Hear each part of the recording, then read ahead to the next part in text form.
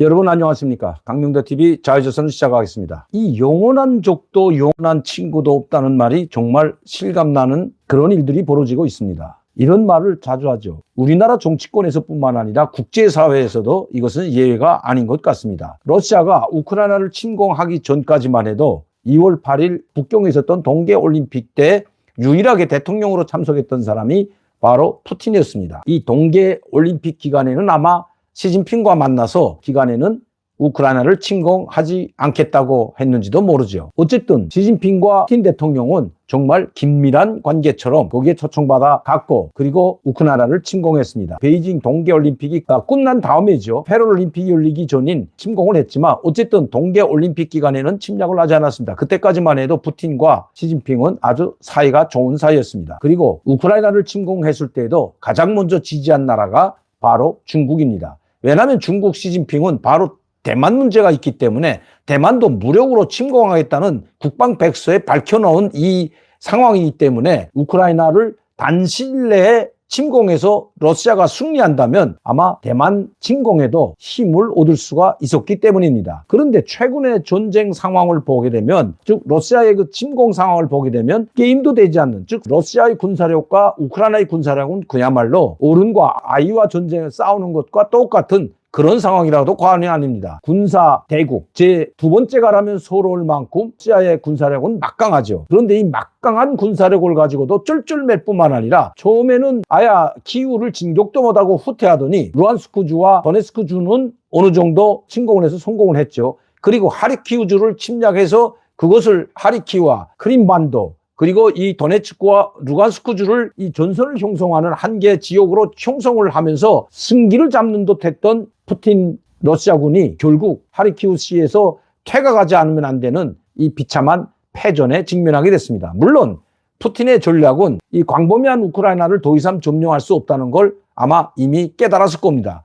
또 미국과 나토가 적극적으로 무기 지원을 하고 경제적 지원을 하고 있는 상황에서 우크라이나 혼자서 감당한다면 쉽게 침공할 수 있겠지만 러시아는 미국과 나토를 지금 상대해야 되기 때문에 힘겨운 전쟁을 벌이고 있는 것도 사실입니다. 그러나 얼마 안 되는 이 러시아군 무력과 병사들에 의해서 계속해서 패전을 하고 있는 푸틴. 이제는 급기야 루안스크주와 도네츠크주. 이 루안스크주와 도네츠크주는 이미 도네츠크 공화국과 루안스크 공화국으로 독립공화국으로 이미 선포를 한 상황입니다. 이 두 지역만 철저히 방어하고 점령하려는 계획으로 작전을 변경했다고 해도 과언이 아닌 것 같습니다. 그리고 모든 지역에서 철수하면서 루안스크와 도네츠크주에 집중하고 있다는 것이 지금 전문가들이 보는 견해고 제가 봐도 그런 것 같습니다. 어쨌든 이 두 개의 지역만 침공해서 깔고 앉더라도 푸틴의 체면은 구기지 않기 때문입니다. 그런데 루안스크와 도네츠크주도 지금 상당히 위험한 지경으로 몰리고 있는 것 같습니다. 자, 이렇게 우크라이나군에서 패전을 거듭하고 이미 점령했던 땅들을 계속해서 200일 동안, 200일이면 여러분 약 한 7개월 거반 되죠. 이 7개월 동안에 점령했던 이 땅을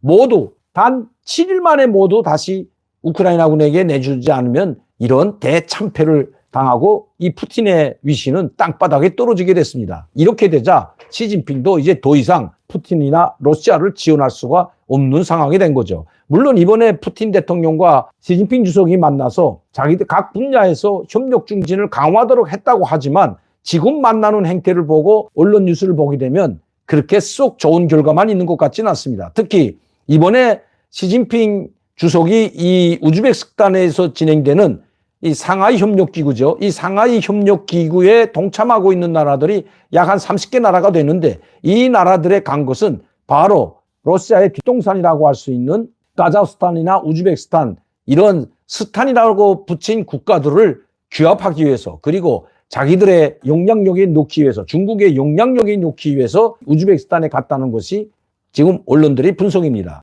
특히 시진핑 주석은 바로 카자흐스탄 우즈벡에 가기 전날 하루 전날 카자흐스탄에 들려서 카자흐스탄 대통령과 정상회담을 했고 그리고 그날 밤에 우즈벡으로 떠났습니다. 카자흐스탄 대통령과의 정상회담을 할 때에도 카자흐스탄의 독립과 주권을 반드시 존중하고 지켜줘야 된다. 지켜줘야만이 된다고 협력을 약속했습니다. 자, 이 카자흐스탄 나라는 러시아 연방에 들어가 있는 나라죠. 독립국가 연합, 즉 러시아 독립국가 연합에 속해 있는 나라가 카자흐스탄입니다.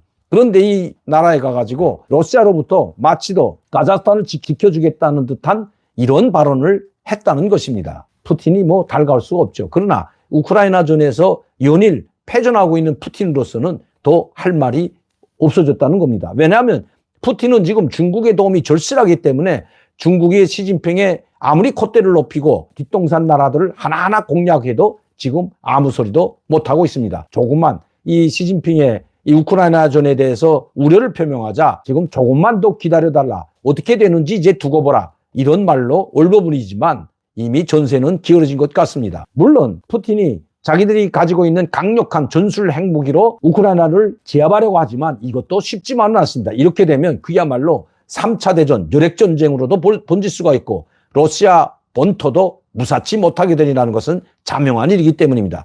아마 푸틴이 이걸 알면서 이렇게 전술 핵무기 몇 방이면 우크라이나가 끝장날 수도 있는데도 불구하고 쓰지 못하는 것은 바로 미국과 나토가 전적으로 우크라이나를 도와주고 있기 때문입니다. 만에 하나 전술 핵무기를 쓴다면 그것도 핵을 가지고 있는 나라가 비핵국인 이 우크라이나를 공격하게 된다면 전 세계 규탄은 물론이거니와 아마 그때는 전술 핵무기를 미국이나 나토가 우크라이나에 지원해 줄지도 모르기 때문입니다. 그렇게 된다면 그야말로 이것은 어디로 번질지 푸틴의 운명도 장담할 수가 없기 때문에 지금 푸틴은 원래대로 계획했던 대로 루간스크주와 도네츠크주를 딸고 앉는 것으로 만족하려고 하는 것 같습니다. 그리고 이것을 내주지 않는 조건으로 우크라이나 젤렌스키 대통령에게 회담을 요청하고 있지만 우크라이나 젤렌스키 대통령은 이제는 순기를 잡았기 때문에 푸틴의 말을 듣지도 않죠. 또한 루간스크나 도네츠크뿐만 아니라 크림반도도 내놓으라고 오히려 역공격하고 있는 것이 바로 젤렌스키 대통령입니다.